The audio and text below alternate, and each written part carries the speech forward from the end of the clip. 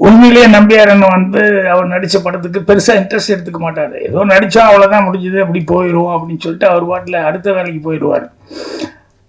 ஆனால் இது வந்து எனக்கு ஃபோன் பண்ணி அவர் இங்கே வெளிநாடு இங்கே போக வேண்டியிருக்குது, போனால் வர்றது வந்து ஒரு 1 மந்த் ஆகி போகும் அப்படிங்கிறதுனால நான் எப்பவும் யாருக்கிட்டையும் கேட்டதில்லை.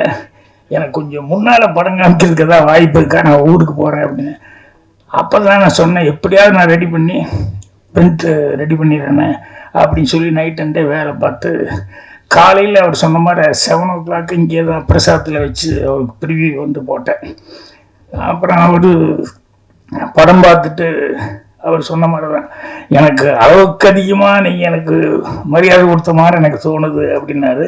இல்லைங்க, உங்கள் அளவுக்கு என்ன கொடுக்கணுமோ அதுதான். நீங்கள் என்ன சிவாஜி சார், எம்ஜிஆர் சார் இவங்களுக்கு எல்லாம் முன்னால் இருந்து கூட அவர் வந்து ஒரு சாதனை படிக்கும் நடிகராக வந்து இருந்திருக்காரு.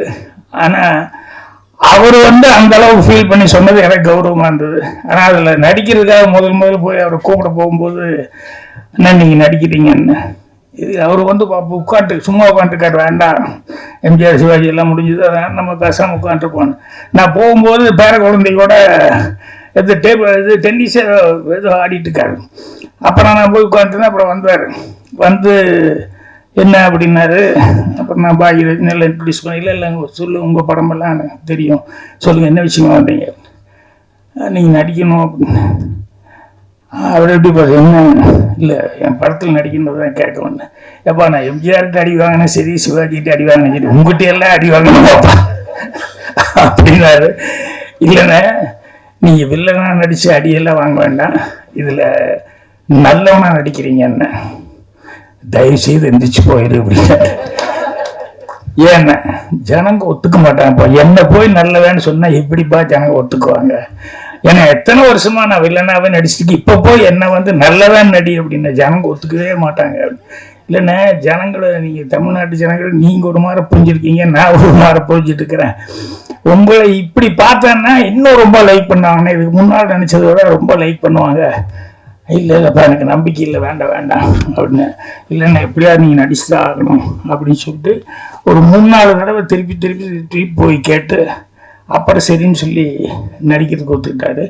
இப்போவும் அந்த லொக்கேஷனில் பார்த்தீங்கன்னா அவர் வந்து நடிக்க வந்தப்போ லொக்கேஷனில் வில்லேஜில் போய் இறங்கணுன்னே ஒரு சேர் போட்டு அப்படி உட்காந்துப்பாரு. அந்த மீசையெல்லாம் வச்சு அந்த புருவமெல்லாம் பெருசாக எழுதி கண்ணெல்லாம் ரெட்டிஷ் பண்ணி அந்த குஸ்திவாதியார் கேரக்டருக்கு தருவார்.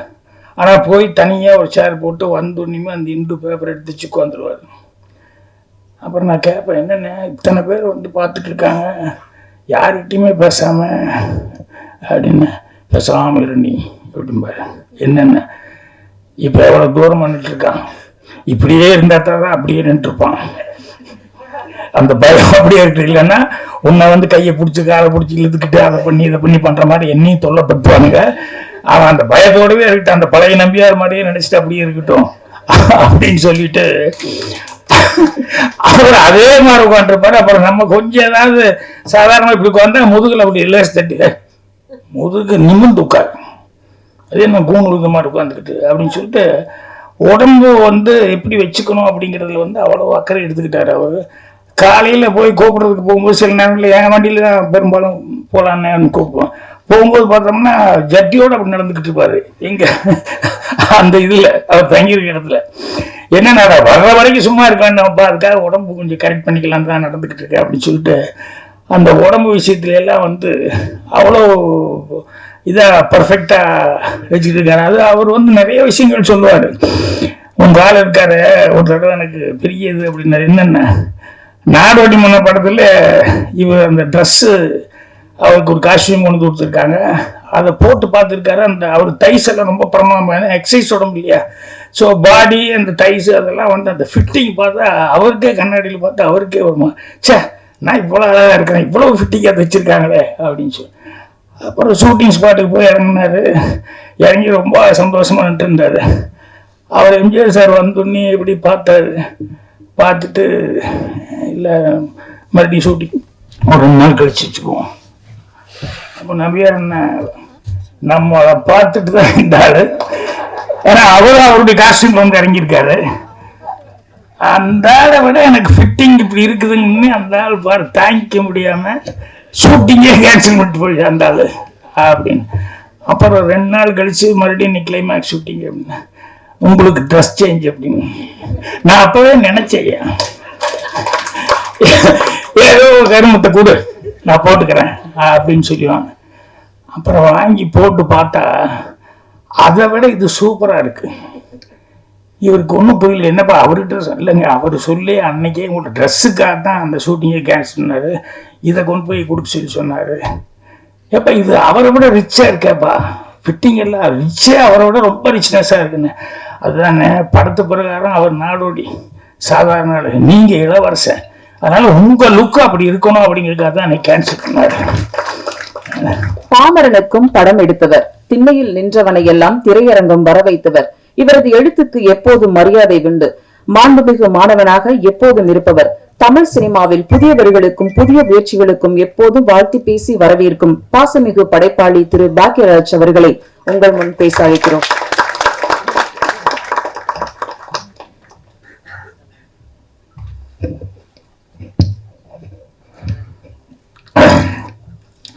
மரியாதைக்குரிய உண்மையான சிங்க பெண்களுக்கு சிரம தாழ்த்தி என்னுடைய வணக்கத்தை முதல்ல தெரிவிக்கிறேன், வாழ்த்துக்களையும் தெரிவிச்சுக்கிறேன். இந்த மாதிரி உண்மையான சிங்க பெண்களை வச்சு ஒரு பேரண்ட்ஸுக்கு அவேர்னஸ், அதே நேரத்தில் பெண்கள் எல்லாத்துக்குமே ஒரு உத்வேகம் வர்ற அளவுக்கு ஒரு படம் எடுக்கணும் அப்படின்னு சொல்லி ஒரு தயாரிப்பாளராகவும் அப்புறம் அதை டைரக்ட் பண்ணணும் அப்படின்னு சொல்லிட்டு சதீஷ் அவர்கள் பண்ண முயற்சிக்கு முதல்ல அவருக்கும் நன்றியும் தெரிவிக்கிறேன், அவருக்கும் வாழ்த்துக்களும் தெரிவிச்சுக்கிறேன், வணக்கத்தையும் தெரிவிச்சுக்கிறேன். இவ்வளவு அவங்க இத்தனை பேர்த்தினுடைய இதை உற்சாகப்படுத்தும் விதத்தில் இதில் நிறைய பேர் அந்த உண்மையான அகாடமி சேர்ந்தவங்க வந்திருக்காங்க, உண்மையான கோச் அவங்க வந்திருக்காங்க. இவங்கெல்லாம் எந்த அளவுக்கு அவங்களுக்கு அவங்களுக்காக இவங்க ஸ்ட்ரெயின் பண்ணிக்கிட்டு இவங்க சப்போர்ட் கொடுத்துருக்காங்க போது அவங்களுக்கு என்னுடைய மனமார்ந்த நன்றியை தெரிவிச்சுக்கிறேன், வணக்கத்தையும் தெரிவிச்சுக்கிறேன். அப்புறம் அதில் ஒர்க் பண்ண டெக்னீஷியன்ஸ் விஜய் சொன்னாப்புல பேச பேச வந்துருச்சு. என்னென்னா அது ஒரிஜினலாக தொழில் ரீதியாக அதாவது ஒன்று சொல்லும்போது அது தாங்கிக்க முடியாது, அது ஆட்டோமேட்டிக்காக வந்துடும். அதுக்கும் ஃபீல் பண்ணாங்க. அதே மாதிரி ஆர்த்தி லைஃப்பை பற்றி ஏதோ பேசுனது அதை கேள்விப்பட்டு அதை சொல்லும்போது அவங்க எரியாமல் அவங்களுக்கு சோக்கிங் ஆயிட்டாங்க. ஸோ அவங்க ஏகாம்பரம் அவர் எந்த அளவுக்கு ஹெல்ப்பாக இருந்தார் இந்த படத்தில், எந்த அளவுக்கு அவருடைய டேலண்ட்டை அவர் யூஸ் பண்ணி இந்த படத்துக்கு சிறப்பு பண்ணியிருக்காரு அப்படிங்கிறது. அதே மாதிரி எடிட்டர் பிரவீன், ஏன்னா ஒரு படத்துக்கு ஃபுட்டேஜ் ப்ராப்ளம் ஏதாவது ஒரு 1000 அடி 2000 அடின்னா அதை அட்ஜஸ்ட் பண்ணி பண்ணுங்க அப்படின்னு சொன்னால் அதே ஒரு மண்டை காய்ச்சலான உத்தியோகம். ஏன்னா எனக்கு எப்போவுமே நான் லென்த்தாகவே படம் எடுத்துகிட்டு போயிட்டு அதுக்கப்புறம் உட்காந்து மண்டை உடைச்சி 2000 அடி 3000 அடி நான் குறைச்சி அப்புறம் கிறிஸ்பாக படத்தை கொண்டு வருவேன். ஸோ அது குறைக்கிறதுல இருக்கிற கஷ்டம் என்ன அப்படிங்கிறது எனக்கு நல்லா தெரியும். ஸோ அந்த எடிட்டர் எவ்வளோ அவஸ்தைப்பட்டிருப்பாரு. டைரக்டர் இவங்கெல்லாம் எடுத்துகிட்டு வந்துட்டாங்க, கேமராமேன் எடுத்துகிட்டு வந்துட்டாங்க. அதில் இருக்கிறது நல்லது எல்லாமே மிஸ் பண்ணாமல் செலக்ட் பண்ணி கரெக்டாக போடணுமே அப்படின்னு சொல்லிட்டு அவங்களுடைய உழைப்பையும் மைண்டில் வச்சுக்கிட்டு அவர் எடிட் பண்ண வேண்டியிருந்திருக்கும். ஸோ அவருக்கு அதே மாதிரி இதில் நடித்தவங்க எல்லாருமே பேர் சென்ட்ராயிலேருந்து இவங்க எல்லாருமே ரொம்ப ஒரு ஈடுபாட்டோட இதில் நடிச்சிருக்காங்க. ஸோ அவங்க எல்லாமே எவ்வளோ இன்வால்மெண்ட் ஆகியிருக்காங்க, மற்றவங்களுக்கு எவ்வளோ சப்போர்ட்டாக இருக்காங்க அப்படின்னு சொல்லும்போது அவங்களுக்கும் என்னுடைய வணக்கத்தையும் நன்றியும் தெரிவிச்சுக்கிறேன். அப்புறம் வந்திருக்க பார்வையாளர்கள் உங்களுக்கு என்னுடைய வணக்கம். நான் எப்பவுமே முதல்ல ஆரம்பிக்கும்போது சக பத்திரிகையாளர் நண்பர்கள், ஊடக நண்பர்கள் அவங்களுக்கு தான் முதல்ல வணக்கத்தை சொல்லிட்டு ஆரம்பித்தேன். இப்போ கடைசியாக அவங்களுக்கு வணக்கத்தை சொல்கிறேன். என்னன்னா இனிமேல் அவங்க கையில் தான் எல்லாமே இருக்குது. ஸோ அதனால் அவங்க உங்களையெல்லாம் கை தூக்கி விடணும் அப்படிங்கிறது, அதுக்காக நான் அவங்களுக்கு ஒரு ஸ்பெஷலாக அவங்களுக்கு ஒரு வணக்கத்தையும் அவங்களுக்கு நன்றியும் தெரிவிச்சேன். இன்னும் படம் பார்க்கல, ஆனால் இவங்க இத்தனை பேர் பேசுனதுலேருந்தே அந்த படத்தினுடைய சாராம்சம் என்னவா இருக்கும், எல்லாரும் எவ்வளோ கஷ்டப்பட்டிருப்பாங்க அப்படிங்கிறது அவங்களால ஃபீல் பண்ண முடியும். படம் பார்த்துட்டு அவங்க உண்மையிலேயே அதுக்கு தகுந்த பாராட்டுக்களை வந்து கொடுப்பாங்க. அதே மாதிரி ஜனங்கக்கிட்டேயும் வந்து அது போய் சேர்கிற அளவுக்கு அதுக்கு கரெக்டான விமர்சனங்கள் கொடுப்பாங்க.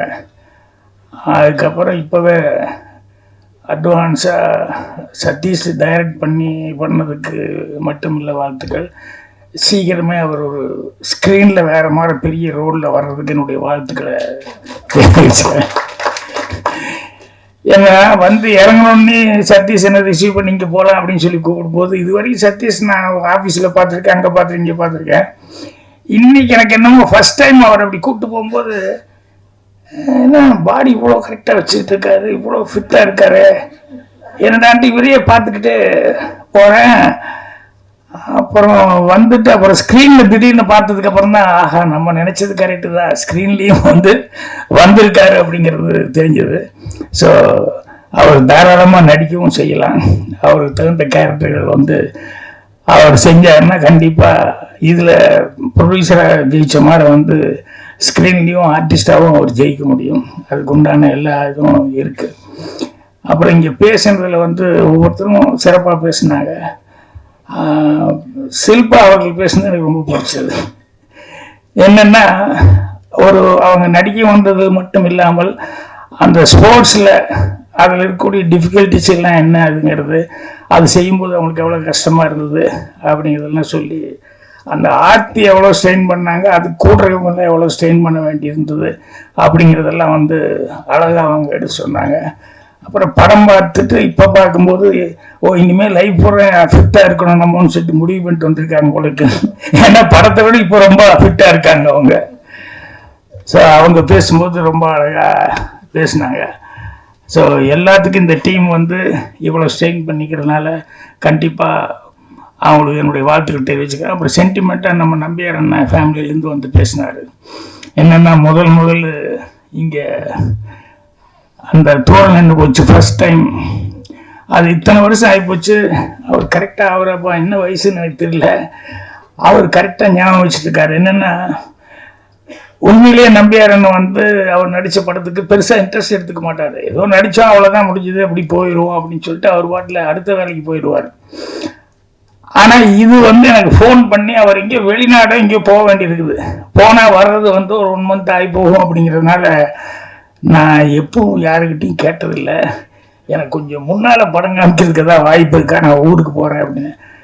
அப்போ தான் நான் சொன்னேன், எப்படியாவது நான் ரெடி பண்ணி பிரிண்ட்டு ரெடி பண்ணிடுறேன்னு அப்படின்னு சொல்லி நைட் அண்டே வேலை பார்த்து காலையில் அவர் சொன்ன மாதிரி 7 o'clock இங்கே தான் பிரசாதத்தில் வச்சு அவருக்கு ப்ரிவியூ வந்து போட்டேன்.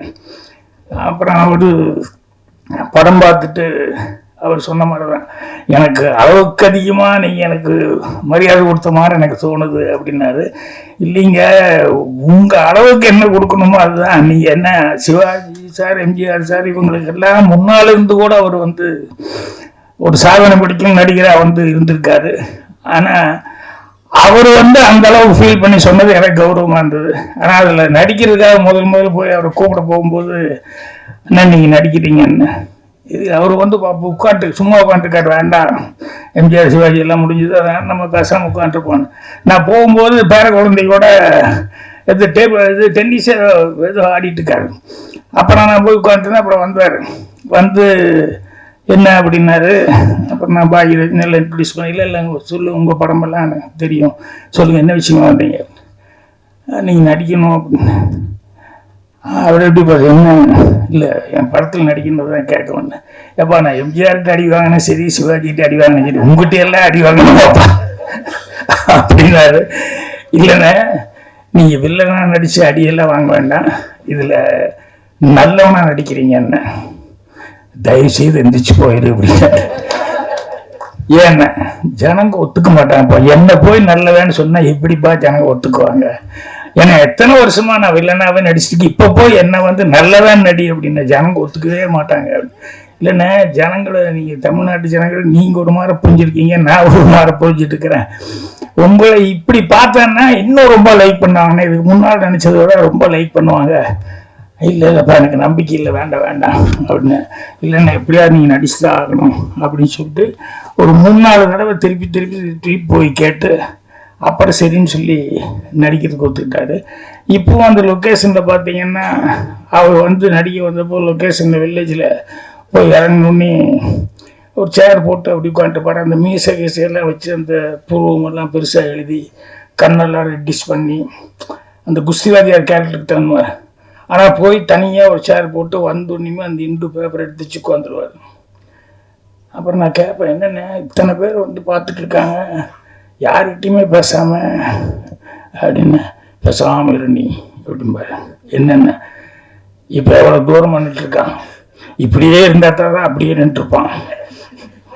அந்த பயம் அப்படியே இருக்கு. இல்லைன்னா உன்னை வந்து கையை பிடிச்சி காலை பிடிச்சி இழுத்துக்கிட்டு அதை பண்ணி இதை பண்ணி பண்ணுற மாதிரி என்னையும் தொல்லைப்படுத்துவானுங்க. அவன் அந்த பயத்தோடவே இருக்கட்டும், அந்த பழைய நம்பியார் மாதிரியே நினைச்சிட்டு அப்படியே இருக்கட்டும் அப்படின்னு சொல்லிட்டு அவர் அதே மாதிரி உட்காந்துருப்பாரு. அப்புறம் நம்ம கொஞ்சம் ஏதாவது சாதாரண இப்படி உட்காந்தா முதுகுல அப்படி இல்லை தட்டி முதுகு நிமிர்ந்து உட்காரு, அதே நம்ம கூணு மாதிரி உட்காந்துக்கிட்டு அப்படின்னு சொல்லிட்டு உடம்பு வந்து எப்படி வச்சுக்கணும் அப்படிங்கிறதுல வந்து அவ்வளோ அக்கறை எடுத்துக்கிட்டாரு. அவர் காலையில் போய் கூப்பிட்றதுக்கு போகும்போது சில நேரங்களில் என் வண்டியில் தான் பெரும்பாலும் போகலான்னு கூப்பிடுவோம். போகும்போது பார்த்தோம்னா ஜட்டியோடு அப்படி நடந்துக்கிட்டு இருப்பாரு. எங்கே அந்த இதில் அவர் தங்கியிருக்க இடத்துல என்னென்ன வர்ற வரைக்கும் சும்மா இருக்கான்ப்பா, அதுக்காக உடம்பு கொஞ்சம் கரெக்ட் பண்ணிக்கலான்னு தான் நடந்துக்கிட்டு இருக்கேன் அப்படின்னு சொல்லிட்டு அந்த உடம்பு விஷயத்துல எல்லாம் வந்து அவ்வளோ இதாக பர்ஃபெக்டாக வச்சுக்கிட்டு இருக்காரு. அது அவர் வந்து நிறைய விஷயங்கள் சொல்லுவார். உங்கள் ஆள் இருக்காரு ஒரு தடவை எனக்கு பெரிய இது அப்படின்னாரு. என்னென்ன நாடோடி மன்ன படத்தில் இவர் அந்த ட்ரெஸ்ஸு அவருக்கு ஒரு காஸ்டியூம் கொண்டு கொடுத்துருக்காங்க, அதை போட்டு பார்த்துருக்காரு. அந்த அவர் டைஸ் எல்லாம் ரொம்ப பிரமாதமான எக்ஸசைஸ் உடம்பு இல்லையா, ஸோ பாடி அந்த டைஸ் அதெல்லாம் வந்து அந்த ஃபிட்டிங் பார்த்தா அவருக்கே கண்ணாடியில் பார்த்தா அவருக்கே வருமா, சே நான் இவ்வளோ அழகாக இருக்கிறேன், இவ்வளோ ஃபிட்டிங்காக வச்சுருக்காங்களே அப்படின்னு சொல்லி. அப்புறம் ஷூட்டிங் ஸ்பாட்டுக்கு போய் இறங்கினார். இறங்கி ரொம்ப சந்தோஷமாக நின்றுருந்தார். அவர் எம்ஜிஆர் சார் வந்தோடனே இப்படி பார்த்தாரு. பார்த்துட்டு இல்லை மறுபடியும் ஷூட்டிங் ஒரு 2 நாள் கழிச்சு வச்சுக்குவோம். அப்போ நம்பியார் என்ன நம்ம அதை பார்த்துட்டு தான் இந்த ஆள், ஏன்னா அவரும் அவருடைய காஸ்டியூம் வந்து இறங்கியிருக்காரு.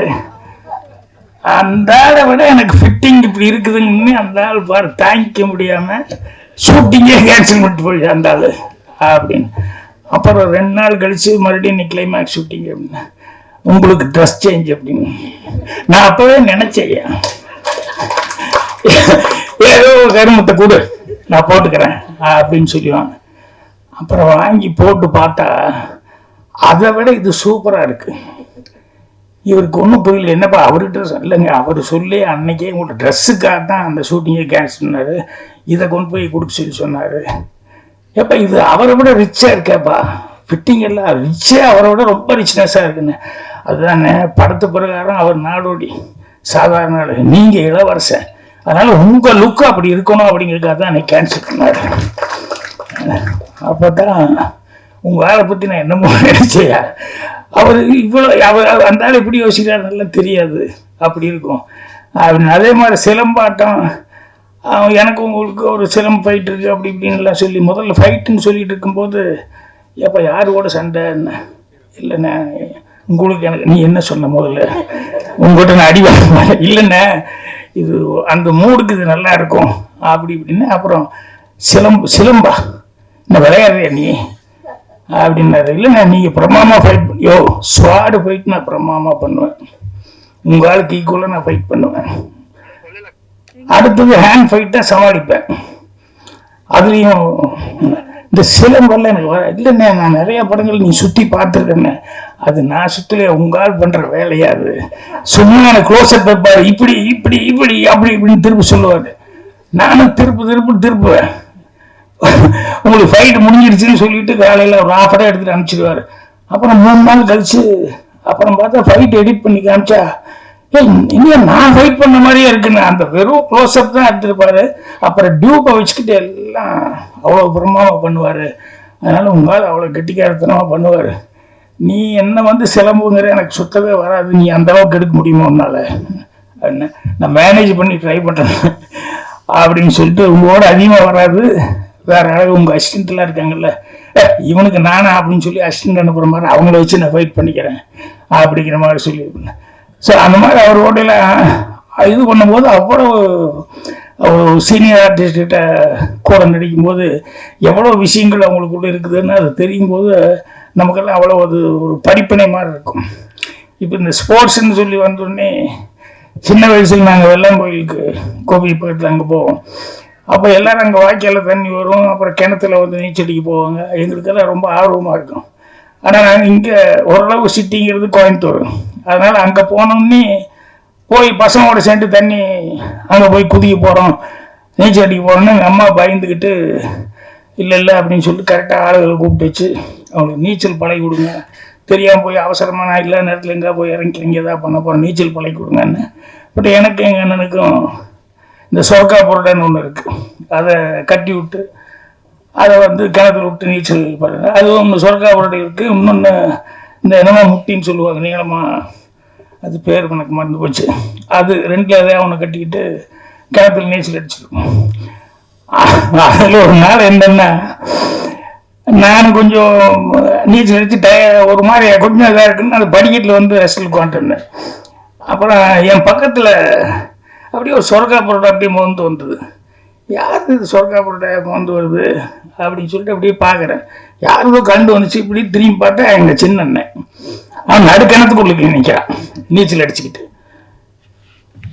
அப்புறம் அவன் அங்கிருந்து நீச்சல் அடிச்சுட்டு என்ன பார்க்குறான், நான் சொர்க்கா புரோட்டையை பார்க்குறேன், எங்கள் அண்ணனை பார்க்குறேன். அவர் கேட்குறாரு, யாருது சொர்க்கா புரோட்டான்னு சொல்ல முடியாம, யாருது அண்ணன், உன்னோட தானே. அப்பதான் பார்த்தா வெறும் கயிறு தான் இருக்கு. அதுவரை கரெக்டா நீச்சல் அடிச்சுட்டு இருந்த ஆளு உள்ள போக ஆரம்பிச்சிட்டாப்புல. அவசரமா எப்படியாவது கரைக்கு வரலான்னு வந்து அவசரமா வந்து நீந்தி உள்ள போக ஆரம்பிச்சிட்டாப்புல. அப்புறம் பிடிச்சி எல்லாம் இழுத்து மேலே சேர்த்துட்டாங்க. அப்பதான் தெரிஞ்சது சைக்காலஜி அவ்வளவுதான். நம்ம கிட்ட இருக்குன்னு சொல்லும் போது அவ்வளவு தைரியமா அடிச்சுக்கிட்டு இருந்தாரு. இல்ல நம்ம தான் கலந்து போச்சுன்னு சொன்னோன்னே ஆட்டோமேட்டிக்கா மொத்தமா நர்வஸ் ஆகி உள்ள போக ஆரம்பிச்சிட்டாப்புல. இப்படி அதோடய பழகிட்டு இருந்து கோயம்புத்தூர் வந்து சேர்ந்தோன்னே இந்த பசங்கிட்ட எல்லாம் சேர்ந்துக்கிட்டு எல்லாம் அவங்க ஏரியில தண்ணி நிற்கும். அதுல வந்து எனக்கு நீச்சல் தெரியும்னு சொல்லி எல்லாம் திட்டி போய் கெத்தா காமிக்கிறேன்னு சொல்லி போய் காமிச்சு உள்ள போயிட்டாப்புல. பசங்க கூட போனாலும் காணமேன்னா அவர் ஏதோ முக்குளிச்சுட்டு இருக்காரு போலக்கு உள்ள மூச்சு பிடிச்சி அப்படின்னு நினைச்சுக்கிட்டு இருந்தா அப்புறம் பயம் வந்துச்சாங்க. நல்ல வேலை ஒரு மெட்ராஸ்கார அந்த வழியா வந்து அப்புறம் இவங்கெல்லாம் கத்துறதை பார்த்துட்டு என்னன்னா இப்படி ஒரு பையன் உள்ள போயிட்டான்னு சொல்லி அப்புறம் அந்த உள்ள குதிச்சு தேடி கீடி பிடிச்சி வெளியே வந்து 2 காலையும் பிடிச்சிட்டு சுற்றி அதுக்கப்புறம் வாமிட் எடுக்க வச்சு பாத்ரூம் போய் அதை பண்ணி அப்படியே தூக்கி தோளில் போட்டு வந்து அப்புறம் ஹாஸ்பிட்டல் கொண்டு போய் காமிச்சேன். ஸோ இவங்கெல்லாம் இந்த விஷயங்கள்லாம் பார்க்கும்போது எனக்கு அந்த ஸ்விம்மிங்கில் வந்து சரி ஏன் இது என்ன அப்படி இருக்குதுன்னு சொன்னோம்னா, இப்போ என் பொண்ணு நல்லா நீச்சல் அடிப்பாள். அவள் ஸ்கூல் ஃபர்ஸ்ட்டாக ஏதோ ஸ்டேட் லெவலையோ வந்திருக்கா அவங்க நீச்சல் அடிக்கிற நேரத்தில். பையனும் நல்லா ஸ்விம்மிங் பண்ணுவான். ஆனால் இவங்கெல்லாம் இந்த ஸ்போர்ட்ஸ் நேரத்தில் நடந்த சில இன்சிடென்ட்டு பூர்ணிமா சொல்கிறது கேள்விப்படும்போது ரொம்ப ஆச்சரியமாக இருக்குது. என்னென்னா, இந்த சாந்தனு ஸ்விம்மிங்கில் நல்லா நீச்சல் அடிக்கிறான். அவன் தாத்தா போய் ஒரு ஓரமாக உட்காந்துட்டார், அதாவது பூர்ணிமாவோட அப்பா. மற்ற பேரண்ட்ஸ் எல்லாம் பையன் இப்படிதான் குதிச்சு இப்படிதான் நீந்திட்டு வர போறான்னு எல்லாம் எதிர்த்தாப்புல போயிட்டு இருக்காங்க. எங்க மாமனார் வந்து அவர் கொஞ்சம் ஒரு ஸ்போர்ட்டிங் டைப்பு. இதெல்லாம் அவாவா கத்துக்கணும், அவாவா வந்து இது என்ன நம்ம போய் என்னது அப்படிங்கிற மாதிரி அவர் அப்படி நினைக்கிறவர். இவன் ஃபர்ஸ்ட் அது வந்தோடனே டக்குன்னு ஸ்விம் பண்ணி வந்தா முன்னால வந்துகிட்டு இருந்தான். சரி வந்த போறான்னு ஏதாவது நினைச்சுக்கிட்டு இருந்தா இந்த முன்னாடி அவங்க பேரண்ட்ஸ் வந்துட்டு இருப்பாங்கல்ல, அவங்க பையனை பார்த்து கமான் கத்துன்னு வந்தவன் அப்படியே ஷாக் ஆயிட்டான். ஏன்னா இவனுக்கு கத்துறது யாருமே இல்லை, மற்றவங்க பேர் சொல்லிக்கிறது. அப்படியே ஷாக் ஆகி அப்படியே திரும்பி நேரா வந்து பழையபடி ஏறிட்டான். என்னன்னா இல்லை அவங்களாம் கத்துறாங்க, எனக்கு பயமா இருந்தது, அதான் வந்துட்டேன் அப்படின்னா. ஸோ இது பூர்ணிமா இன்னைக்கு சொல்லி சிரிக்கும். அதே மாதிரி என் பொண்ணு இந்த ரன்னிங் ரேஸில் டாப் பண்ணி இது பண்ணி எல்லாம் ஓடி வந்திருக்காங்க. முன்னால வரல, ஒரு 3வது 4வது தான் ஓடி வந்துட்டு இருந்திருக்கான். வந்து அங்கே அந்த இடத்த ரீச் பண்ணிட்டு போகிறதுக்கு அங்கே வந்து நிறையா இந்த சாக்லேட்டு அது இது டாய்ஸ் இதெல்லாம் வச்சுருப்பாங்க. ஸோ வந்து ஆளுக்கு ஒன்று எடுத்துகிட்டு போகணும்னு சொன்னோடனே ஓடி வந்திருக்கா. வந்து குப்புன்னு உள்ள எல்லாரும் முட்டி போகணும்னு மற்ற ஸ்டூடெண்ட்டு இவ அப்படியே ஷாக் ஆகி பின்னாடிட்டான் ஓடி வந்தவ. அப்புறம் எல்லாரும் எடுத்துகிட்டு போனதுக்கப்புறம் பார்த்தா ஒருத்தர் இல்லைன்னு சொன்னதுக்கப்புறம் மெல்ல போய் ஒன்று எடுத்துகிட்டு திரும்பும்போது பார்த்தா இவளை விட சின்ன பொண்ணு ஒன்று வந்துட்டு இருந்தா. அதை வந்து அம்மளு வந்து அந்த குழந்தை கையில் கொடுத்துட்டு அப்படி இவ போய் அதை எடுக்க போனான். எல்லாரும் கிளாப்ஸ். எங்க குழந்தைங்க வந்து இப்படி அவங்க வரும்போது ஸ்போர்ட்ஸ் அப்படிங்கிறது. ஸோ ஸ்போர்ட்ஸ் அப்படிங்கிறதுல வந்து இந்த ஸ்போர்ட்ஸ்மேன்ஷிப் அப்படிங்கிறது ஒன்று இருக்குது. அது என் லைஃப்லேயே நடந்தது. அதுவும் நான் கேரம் போர்டு ஆடுறதுல வந்து நல்லா ஆடுவேன். என் ஏரியாவிலேருந்து புதுசாக ஒரு ஏரியாவுக்கு போய் அங்கே வீடு ஷிஃப்ட் ஆகி போனதுக்கப்புறம் அங்கே கேரம் போர்டு ஆடு அங்கே போய் பார்த்தா அங்கே ஒரு கிளப் இருந்தது, ஜீவா மன்றோன்னு. அங்கே போய் உட்காந்து சரி ஒரு புது பையன் ஆடுறேன்னா அங்கே இருக்கவங்களே அப்படியே பார்ப்பாங்கல்ல, யார் நம்ம ஏரியாவுக்குள்ளே எவனோ ஒருத்தர் புதுசாக வந்திருக்கான்னு. அதுவே ஜெயிச்சோன்னு வச்சுக்கோங்களேன் டென்ஷன் ஆயிடுவாங்க. உடனே அவங்க அங்கே யாரெல்லாம் நல்லா ஆடுவாங்க அப்படின்னு சொல்லி பார்த்து அவனை ஒரு நாளைக்கு விட்டு, சார் எப்போ வருவீங்க? 2 நாள் வரும். ஏய் அவனை எப்படியாவது சொல்லு அந்த கோபியோட ஆடவை. இப்போ எல்லாம் பயங்கரமாக வேடி பார்ப்போம். இந்த கோபி தோத்துட்டான்னு மறுபடியும் டென்ஷன் ஆகிடுவாங்க. இப்போ என்ன ஒரு எதிரி மாதிரியே பார்ப்பாங்க. மறுபடியும் எப்போ வருவீங்க அப்படின்னு. இல்லை வருவாங்க, நல்லா வருவேன். சே இந்த நேரம் பார்த்து பழனிசாமிலாம் போயிட்டா அப்படி அப்படின்னு சொல்லிட்டு எல்லாரும் ஃபீல் பண்ணுவோம். அப்புறம் அடுத்த தடவை வந்தால் ராமசாமி நீ ஆடுவோமா, அவனும் தோத்துருவான். சே இந்த நேரம் பழனிசாமி இல்லாமல் போயிட்டான். எப்போ தோத்தாலும் இந்த நேரம் பழனிசாமி இல்லாமல் போயிட்டாப்லன்னா அப்போ பழனிசாமின்னு ஒரு நல்ல பிளேயர் அங்கே இருக்காரு, அவன் தான் லீடிங் பிளேயரு. ஸோ அவனோட என்ன ஆட வைக்கணும் அப்படிங்கிறதுல வந்து பயங்கர ஒரு இதில் இருந்து அப்புறம் ஒரு டேட்டை ஃபிக்ஸ் பண்ணிட்டாங்க. என்னென்ன சார் சண்டே மிஸ் பண்ணாமல் நீங்கள் வந்துடுங்க, ஏன்னா அந்த பழனிசாமிக்கு அன்னைக்கு தான் மில்லு லீவு, அவசியம் நீங்கள் வந்துடணும். அப்புறம் சரி ஒரு பெரிய பிளேயரோட நம்ம ஆட போகிறோம் அப்படின்னு சொல்லிட்டு வந்து உட்காரணும். அப்புறம் அவர்கிட்ட நம்மளை பற்றியும் சொல்லியிருப்பாங்கல்ல, ஒரு பையன் வந்தான் இப்படி ஏதோ வேறு ஏரியாக்கார பையன் ஆனால் நல்லா ஆடினா, நீ இல்லைன்னு தான் நீ தான் ஜெயிக்க முடியும், அவன் நல்லா ஆடுறான் அப்படின்னு. அப்புறம் வந்து நீ 2 பேரும் மீட் பண்ணிட்டு அதில் ஒரு நல்ல கையெல்லாம் கொடுத்துட்டோம். அப்புறம் சரி ஆடலன்னு அந்த ட்ரையல் கேம் ஆடுவோம் இல்லையா, அந்த ட்ரையல் கேம் போட்டோம். அப்புறம் ஹிட் அடிச்சோன்னே நான் வந்து சும்மா ஒரு காய் போட்டு அப்படி இது பண்ணேன். அப்படி எடுத்தோன்னு டபால் டபால்னு டக்குன்னு பாக்கெட்டுக்கு போட்டேன். ஆனால் நான் பார்த்துக்கிட்டே இருக்கிறேன். அப்புறம் என்கிட்ட வரும்போது மறுபடியும் ஒரு காயை போட்டு அப்படி ஸ்லோ மறுபடியும் எடுத்தான், டக்குன்னு போட்டான். அப்புறம் உடனே அவங்க எல்லாம் கை தட்டுறாங்க பயங்கரமா. ஏன்னா அவங்க அதானே எதிர்பார்த்துருக்காங்க, எப்படா பழனிசாமி வருவார் இவன் மண்ணை கவுவான் அப்படின்ட்டு. அப்புறம் நானும் பேசாமல் இருந்துக்கிட்டேன். அப்புறம் இன்னொரு ட்ரையில் ஆடலாமா அப்படின்னு சொல்லி கேட்டேன். பயந்துட்டாருல்ல, இன்னொரு தடவை ட்ரையல் கேம் ஆடணுங்க. அப்புறம் செகண்ட் டைம் ட்ரையல் ஆடும்போதும் அப்பவும் நான் கவனித்தேன்.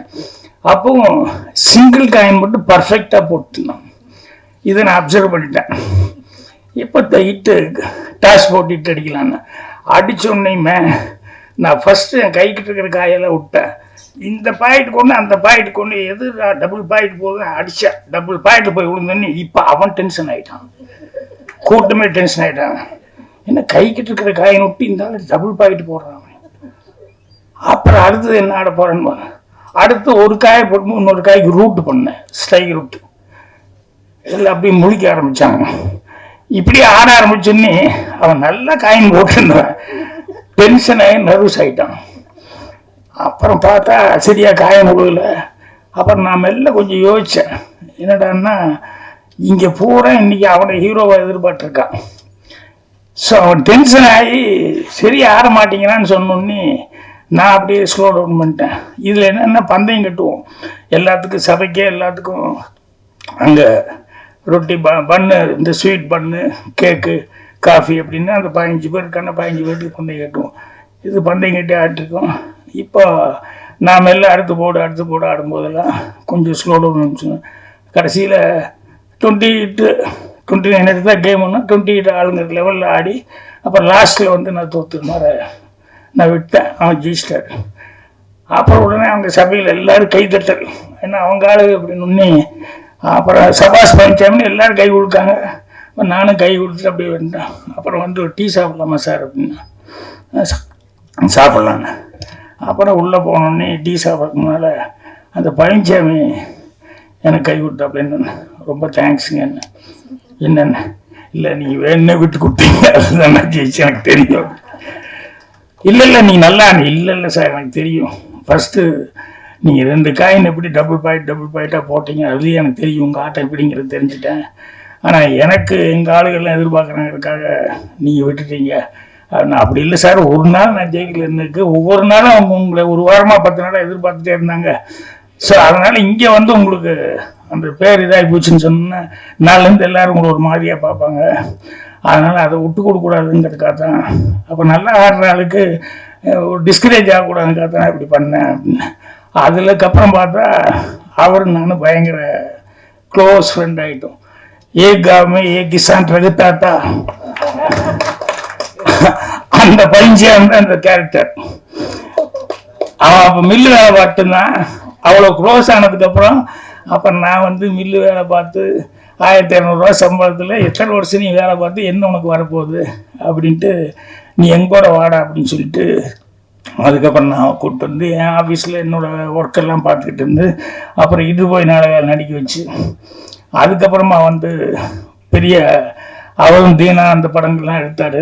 அஜித் வச்சு எடுத்தார், வேறு படங்கள்லாம் எடுத்து இது பண்ணாப்புல. ஸோ அந்த ஸ்போர்ட்ஸ்மேன்ஷிப் அப்படிங்கிறது வந்து அது சில நேரங்களில் அந்த லைஃப் லாங் ஒரு ஃப்ரெண்ட்ஷிப் இருக்கிறதுக்கு வந்து அவ்வளோ இதாக இருந்தது. ஸோ அதெல்லாம் வந்து இப்போ இவங்ககிட்ட வந்து உட்காந்து இவங்க ஒவ்வொருத்தராக பேச பேச பேச பேச எனக்கு அதெல்லாம் அப்படியே மைண்டுக்கு வந்துட்டு இருந்தது. ஸோ உண்மையிலேயே அவங்களுக்கு சொல்கிறாங்க இதில் ஸ்போர்ட்ஸில் நிறைய அப்டக்கிள்ஸ் இருக்குது, இதெல்லாம் தாண்டி வரணும். பெண்கள்னாலே அப்டக்கிள் தான், பெண்கள் சாதாரண எல்லாத்துலேயும் தடை இருந்துக்கிட்டே தான் இருக்கும் ஆரம்பத்துலேருந்து. அதெல்லாம் நீங்கள் தாண்டி வர்றது அப்படிங்கிறது ஸ்போர்ட்ஸ்க்கு மட்டுமல்ல எல்லாத்துலேயும் தாண்டி தான் வந்தாகணும். அதுதான் உண்மையான நிலவரம். இன்றைக்கி அதை வந்து வந்துட்டுருக்காங்க. விஜய்க்கு வந்து ஃபஸ்ட்டு நான் கேமரா சான்ஸ் கொடுத்தேன் சின்ன வீட்டில். அப்போ எல்லோரும் சொன்னாங்க அது ஒல்லியாக இருக்கிறது புள்ள இதுக்கு போய் கேமரா சான்ஸ் கொடுக்குற ஃபஸ்ட் டைம் இது சரியாக வருமா அப்படின்னு. நான் சொன்னேன் அவங்க அப்பா ஒரு டைரக்டர், அவங்க அம்மா ஒரு ஆர்டிஸ்ட்டு. ஸோ பிளட்லேயே அது இருக்கு என் சினிமாங்கிறது. அதனால் அசோக் குமாருக்கு அவ்வளோ பெரிய கேமராமேன். ஸோ அவர் குருநாதனும் இவ்வளோ திறமையான ஆளுங்கும் போது நிச்சயமாக மிஸ் ஆகாது, அதனால் எனக்கு நம்பிக்கை இருக்குது அப்படின்னு சொல்லிட்டு அப்போ அந்த விஜய் வந்து ஃபஸ்ட் டைம் கேமராமேன் நான் இது பண்ணேன். அந்த பொண்ணு கேமராவில் வந்து பண்ணி இது பண்ணதை விட அதுக்கப்புறம் பார்த்தா இப்போ சரிக்குமா அந்த இது இருக்க அதுக்கே அவள் தான் incharge, main head of the department Vijay தான். சரி இன்னைக்கு ஒவ்வொருத்தரும் வந்து சொல்லும்போது பார்த்தா எனக்கு விஜய் அப்படி இப்படின்னு சொல்லும்போது பார்த்தா ரொம்ப சந்தோஷமாக இருக்கும், ரொம்ப ஆச்சரியமாக இருக்கும். ஏன்னா அந்த அளவுக்கு அந்த பொண்ணு வந்து இதில் இல்லைன்னா கூட அது அது இல்லைன்னா அது அப்படிங்கிற மாதிரி அவ்வளோ ஸ்போர்ட்டிவாக வந்து அவள் வந்து அவ்வளோ டேலண்டாக எல்லாத்தையும் பண்ணிக்கிட்டு இருக்கா. ஸோ அதனால் பெண்கள் அவங்க நினச்சா எதை வேணாலும் செய்ய முடியும், சாதிக்க முடியும். அதுக்கான சந்தர்ப்ப சூழ்நிலையில் பேரண்ட்ஸ் இப்போ அந்த பொண்ணு சொல்லும்போது ரொம்ப பெருமையாக இருந்தது. ஆர்த்தி எனக்கு எங்கள் அப்பா அம்மா தான் சப்போர்ட்டு அப்படின்னு சொல்லி. ஏன்னா அவங்க பார்த்து ஒரு கல்யாணம் பண்ணி வைக்கணும்னு சொல்லியிருந்தோம்னா முடிஞ்சு போச்சு, அவ்வளோதான், ஒன்றும் பண்ணியிருக்க முடியாது. ஆனால் அவங்க வந்து இல்லைம்மா உனக்கு இன்ட்ரெஸ்ட்டுக்கா பண்ணு, அதுக்கப்புறம் நடிக்கணுமா பண்ணு அப்படின்னு சொல்லிட்டு எல்லா விதத்துலையும் என்கரேஜ் பண்ணது அப்படிங்கிறது இருக்கு.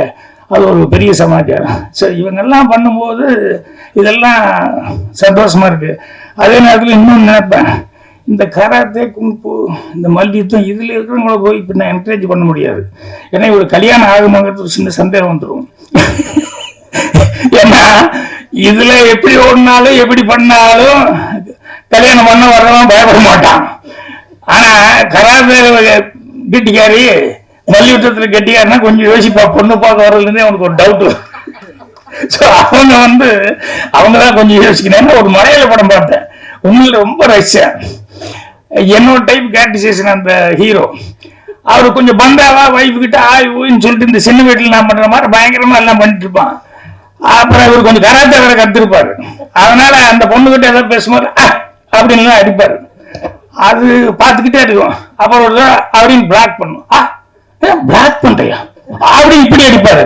மறுபடியும் பிளாக், ஓ பிளாக் எல்லாம் பண்ண தெரியுமா, இல்லை அடிச்சியா நீ என்ன, மறுபடியும் 2 பேரை தட்டி விட்டு ஒரு அடி அடிக்கணும், அவ்வளோதான் அப்செட் ஆயிடுவான். அப்புறம் போய் இல்லை என்ன இவர் கராத்தல் இப்படி இருக்காளே அப்படின்ட்டு இவன் போய் மறுபடியும் கொஞ்சம் பயங்கரமாக ரெடி ஆவான். ரெடி ஆகிட்டு அப்புறம் ஒரு நாள் வந்து யாரும் வீட்டில் இல்லாத நேரத்தில் இப்போ வா, அவள் வேண்டாங்கன்னு இப்போ வா அப்படின்னு சொல்லிட்டு மறுபடியும் ஃபைட்டு. அப்புறம் பார்த்தா அடிச்சா ரோட்டில் வந்து விழுவோம். எல்லாம் வீட்டுக்கு வர்றவங்கெல்லாம் பார்த்தாங்க ஏதோ தேடுற மாதிரி அப்படியே ப்ரிட்டன் பண்ணிட்டு இருப்பான். அந்த படம் அவ்வளோ நல்லா இருந்தது. அது வந்து விஷயம் தெரியாம அவன் வந்து அந்த பொண்ணுகிட்ட வம்புகிட்ட அப்படி மாட்டிக்கிறான் அப்படின்னு சொல்லிட்டு. உண்மையிலேயே நம்ம ஊர்ல வந்து வேற எந்த ஸ்போர்ட்ஸ்னாலும் ஓகே, இந்த அமெரிக்கா மாதிரி ஆளுகிட்ட அப்படின்னு சொன்னோம்னா கல்யாணம் முக்கியறதுக்கு முன்னால தெரியாம இருந்தா பரவாயில்ல, தெரிஞ்சுட்டே முக்கியது அது அவன் உண்மையிலேயே ஆம்பளை தைரியசாலி. ஏன்னா பின்னால என்ன நடக்கும்னு தெரிஞ்சுட்டு அவன் ஓகே தாலி கட்ட ரெடியாக. அதனால பெண்கள் எல்லாருமே சாதனையாளர்கள் தான். நிறைய விஷயங்கள் நிறைய பேர் நிறைய சாதனை பண்ணியிருக்காங்க. ஸோ இதில் இந்த படத்தில் வந்து உண்மையான சாதனையாளர்கள் வந்து நடிக்க வச்சு சதீஷ் பண்ணியிருக்காரு. அவர் வந்து ஒரு தயாரிப்பாளராக இல்லாமல் அவரே ஒரு ஸ்போர்ட்ஸ்மேன் இருந்ததுனால தான் உண்மையிலேயே அது ஒரு டெடிக்கேட்டாக இதை வந்து பண்ணியிருக்காரு. ஸோ அவர் இதில் கண்டிப்பாக இதில் இருக்கிறவங்க எல்லாருமே இந்த படத்தினுடைய சக்ஸஸ் எல்லாத்துக்கும் ஒரு நல்ல லைஃப் கொடுக்கணும்னு சொல்லி என்னுடைய மனமார்ந்த வாழ்த்துக்கள் தெரிவிச்சுக்கிறேன். நன்றி, வணக்கம். இல்லை, அவர் ஃபர்ஸ்ட் டைம் பண்ணியிருக்காப்புல குமரன் சிவமணி. அவங்க அப்பா எங்கிட்ட ஆரம்பத்துலேருந்து எல்லாம் என் படங்களில் வந்து அவர் பிளேயராக ஒர்க் பண்ணிட்டு இருந்திருக்காரு. என் படத்தில் நடிக்கவும் செஞ்சுருக்காரு. சங்கீதம் பாட அந்த பாட்டுக்கெல்லாம் நடித்தது இவங்க அப்பா நடிச்சிருக்காரு. ஸோ அவரெல்லாம் அவருடைய டேலண்ட்லாம் எப்படியெல்லாம் கஷ்டப்பட்டுக்கிட்டு கொஞ்சமாக கீழே இருந்து எப்படியெல்லாம் வந்தார் அப்படிங்கிறது எனக்கு தெரியும். இவர் அப்படி இல்லை, பிறக்கும் போதே ட்ரம்குள்ளே தான் பிறந்திருப்பாரு. அதனால இவருக்கு மியூசிக் வந்ததுங்கிறது ஒரு பெரிய சமாச்சாரம் இல்லை. அதே மாதிரி ரகுமான் அவர்களுக்கு அவங்க அப்பா அவ்வளோ பெரிய மியூசிக் டைரக்டர், அதனால அவரும் கீபோர்ட்லேயே உருண்டு பறந்துருப்பாரு. அதனால இவங்களுக்கெல்லாம் வந்ததுங்கிறது ஒரு பெரிய விஷயம் இல்லை. ஆனாலும் அவங்க சில நேரங்களில் சொல்லுவாங்க ஆதியார் உள்ள மக்கு அப்படின்ட்டுருவான் டப்புன்னு. அது இல்லாம அதை பேரை காப்பாற்றுற அளவுக்கு பண்ணியிருக்காரு அப்படிங்கிறது வந்து ரொம்ப சந்தோஷமா இருந்தது. அவருக்கு என்னுடைய மனமார்ந்த வாழ்த்துக்களை வந்து நான் தெரிவிச்சுக்கிறேன். அவர் சொன்னதுல இன்னொன்னு, எனக்கு எங்க அம்மா தான் சிங்கப்பூர்னு சொன்னாரு, ரொம்ப சென்டிமெண்டா இருந்தது.